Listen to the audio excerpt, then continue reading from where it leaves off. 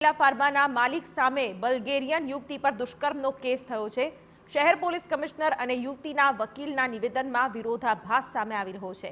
Police કમિશનરના મતે યુવતી Bulgaria, જ્યારે વકીલના મતે યુવતી ભારતમાં। પીડિત યુવતી ભારતમાં જ હોવાનો વકીલનો દાવો। છેલ્લા અગોરા મોલ પાસેના યુવતીના સીસીટીવી ફૂટેજ પણ પોલીસને સોંપ્યા। યુવતીના મિત્રએ વકીલ સાથે સંપર્ક કર્યો હતો। યુવતીએ તેના મિત્રને જીવનું જોખમ હોવાની વાત કરી હતી। યુવતી હજુ ભારતમાં છે કે બલ્ગેરિયા તે મોટો સવાલ છે। સમગ્ર કેસમાં જીવના જોખમને લઈને વકીલ પણ પોલીસ પ્રોટેક્શન માંગી રહ્યા છે।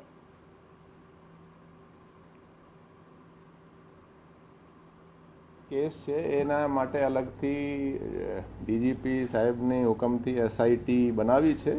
એની બધી હાઈકોર્ટના હુકમ મુજબ કાર્યવાહી એમાં ચાલુ છે અને અમે પોલીસ કાયદેસરની કાર્યવાહી હાલ કરી રહી છે। યુવતી ગુમ છે એવો ઈમેલ એના વકીલ દ્વારા આપને નહીં, આપણી માહિતી મુજબ જે આપણે માહિતી છે એ યુવતી પરત પોતાના વતને જતી રહી છે। જે મારી પાસે જે માહિતી આવી છે, જે લોકો જોડેથી એમને મદદ માંગી હતી એ લોકોએ મને કીધું કે એ છોકરી એમના ટચમાં છે અને એમને જણાવ્યું કે મારું મોબાઈલ ટ્રેક થઈ રહ્યું હતું અને એ લોકેશન હજી બતાવતી નથી।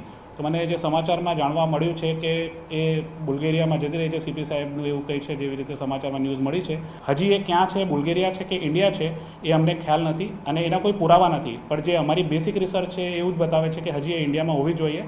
પણ હવે સીપી સાહેબનું એવી રીતે માધ્યમથી ખબર પડી છે કે બુલ્ગેરિયામાં છે, પણ હજી મને નહીં લાગતું કોઈ એના લાગતું પુરાવા હોય કે પાસપોર્ટની એક્ઝિટ એન્ટ્રી હોય।